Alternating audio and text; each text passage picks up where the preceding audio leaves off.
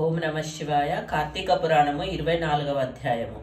కార్తీక శుద్ధ ద్వాదశి క్షీరాబ్ది ద్వాదశి గురించి. అత్రి ఇట్లు పలికెను. అగస్త్య మునీంద్ర, నీకు కార్తీక వ్రతమందును హరిభక్తి అందును ఆసక్తి ఉన్నది కాన కార్తీక మహత్యమును చెప్పెదము వినుము. సావధానముగా విన్న ఎడల పాపములు నశించును. కార్తీక మాసమందు శుక్ల ద్వాదశి హరిబోధిని. ఈ ద్వాదశి సమస్త తీర్థ స్నాన ఫలమిచ్చును. అన్ని ద్వాదశలలో అధిక ఫలము ఇచ్చినది. సమస్త యజ్ఞములను చేసిన ఫలమును హరిబోధిని యగు ద్వాదశి ఇచ్చును. ఇది కాక ఈ ద్వాదశి హరియందును ఏకాదశి అందును భక్తినిచ్చును. కాబట్టి ద్వాదశి హరికి ప్రియమైనది. ద్వాదశి సూర్యచంద్ర గ్రహణముల కంటే అధిక పుణ్యప్రదము. ఏకాదశి కంటే 100 రెట్లు ఎక్కువది. సమస్త పుణ్యముని ఇచ్చినది. ద్వాదశి నాడు చేసిన పుణ్యము 1,000,000 రెట్లగును. ద్వాదశి పుణ్యదినము గనక కొంచెముగా నున్నను పారణకు ఉపయోగించవలను. కానీ ద్వాదశిని విడిచి పారణ చెయ్యకూడదు. ఇతర నియమములన్నింటినీ విడిచి ద్వాదశి స్వల్పకాలమందు పారణ చెయ్యవలను. కానీ పుణ్యమును కోరువారు ద్వాదశిని విడవకూడదు. ఏకాదశి యందు ఉపవాసం ఆచరించి మరునాడు ద్వాదశి కాలం అతిక్రమించక భోజనం చేయవలను. ఉపవాసం ఉండి మరునాడు ద్వాదశి భోజనము చేయుట పారణమనబడును. ఈ విషయమును తెలిసియే పూర్వమందు పరమ భాగవతుడైన అంబరీష మహారాజు పారణకు ద్వాదశిని విడవలేదు. ద్వాదశి ఉండగానే హరికి నివేదించి అన్నము భుజించుట పారణ అనబడును. అంతలో దుర్వాస మహాముని వచ్చి అతిథ్యమను వంకచేత భోజనముని యాచించెను. అంబరీషుడు సరేనని ద్వాదశి పారణకు దుర్వాసనుని రమ్మనను. దుర్వాసనుడు పారణకు అంగీకరించి అనుష్ఠానం కొరకు వెళ్ళెను. ఆనాడు ద్వాదశి అతి స్వల్పంగా నుండెను. దుర్వాసుడు రాకపోయెను. ద్వాదశి పోవుచున్నది. ఇట్టి సంకటం సంభవించినది. అప్పుడు హరిభక్తుడైన అంబరీషుడు ఇట్లు విచారపడెను. ఈ దుర్వాసుడు మునిశ్రేష్ఠుడు పారణ కొరకు అంగీకరింపబడిన వాడు ఇంతవరకు రాలేదు. ద్వాదశి అతిక్రమించి భుజించిన అధర్మమగును. బ్రాహ్మణుని కంటే ముందు భుజించిన ఎడల కోపించి అగ్నితో సమానుడైన ముని శాపం ఇచ్చిన గనక ఇప్పుడు ఏది కుశలము? ఉపవాసమందెట్లు ఏకాదశిని విడవరాదో అట్లే పారణయందును ద్వాదశిని విడవరాదు. ద్వాదశిని విడిచిన ఎడల హరిభక్తిని విడిచిన వాడినగుదును. ఏకాదశి నాడు ఉపవాసం చేయక ఏ దోషమునకు పాత్రుడగుదునో ద్వాదశిని విడిచిన ఎడల అట్టి దోషమే సంభవించును.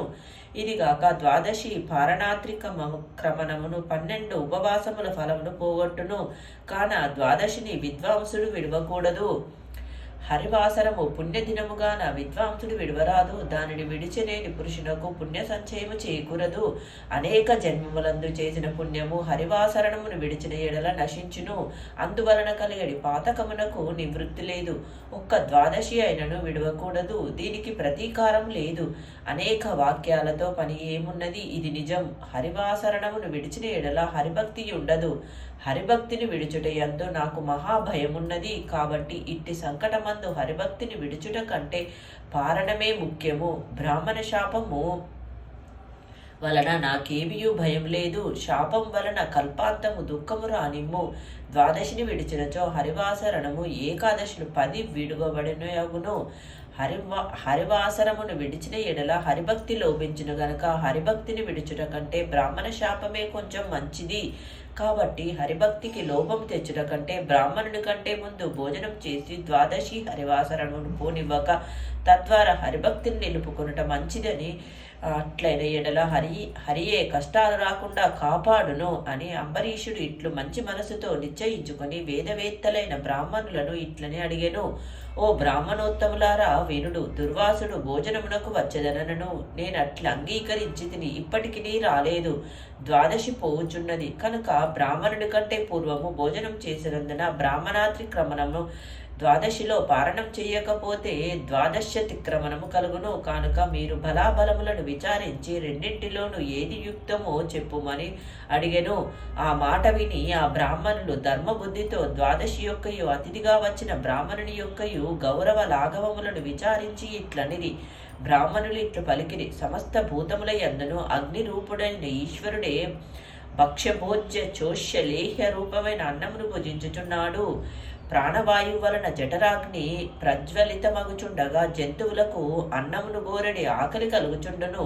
ప్రాణవాయువు చేత కొట్టబడిన జఠరాగ్ని సంతాపమును చేయుటకే క్షుత్పిపాసల నవనును. కాబట్టి ప్రాణసహితముగా అగ్ని సర్వసుర పూజితుడగుచున్నాడు. కాబట్టి సర్వభూతములందున్న అగ్నిని నిత్యము పూజించవలను.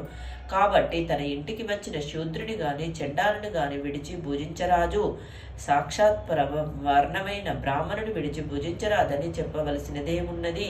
గృహస్థుడు స్వయముగా అతిథిని భుజించరాదని చెప్పవలసినదేమున్నది? గృహస్థుడు స్వయముగా అతిథిని పిలిచి అతిథి కంటే ముందుగా తాను భుజించిన ఎడల బ్రాహ్మణావమనం చేత ఆయువు, ఐశ్వర్యము, కీర్తి, ధర్మము ఇవన్నీను నశించును. ఇది ఏమి అది ఏమి మనసులో ఉండే కోరికయు అనగా సంకల్పితమంతయు నశించును. బ్రాహ్మణులందరూ స్వర్గముందుండెడి దేవతలే అని చెప్పబడుదురు.